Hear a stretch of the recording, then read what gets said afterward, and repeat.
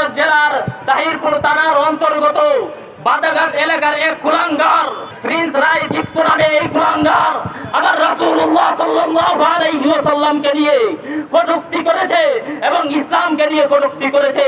আমরা বলতে চাই প্রশাসন বাইরে তাকে গ্রেফতার করেছেন ভালো কথা, সাথে সাথে তাকে জাতির সম্মুখে ফাঁসির কাস্টে ঝুলাতে হবে, ফাঁসির কাস্টে ঝুলাতে হবে। এই জমিনে নবীজিকে কটূক্তি করে কোন নাস্তিক বলগার, কোন কুলাঙ্গার বাঁচতে পারবে না, বাঁচতে পারবে না। আমরা বলতে চাই অতি সত্বর এই কুলাঙ্গার প্রিন্স রায় দীপ্তকে জাতির সম্মুখে হত্যা করতে হবে। আমরা বলতে চাই মাননীয় প্রধানমন্ত্রী, আপনি যদি এই রায় বাস্তবায়ন না করতে পারেন, ব্যর্থ হন, তাহলে আপনি আল্লাহর আইনকে মানলেন না।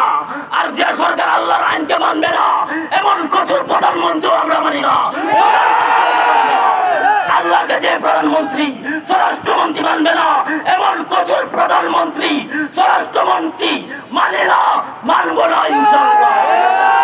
নারায়ে তাকবীর, আল্লাহু আকবার, ইসলামের শত্রুরা হুঁশিয়ার সাবধান। অতএব অতি সত্বর এই কুলাঙ্গার প্রিন্স রায় দীপ্তকে ফাঁসির কাস্টে ঝুলাতে হবে।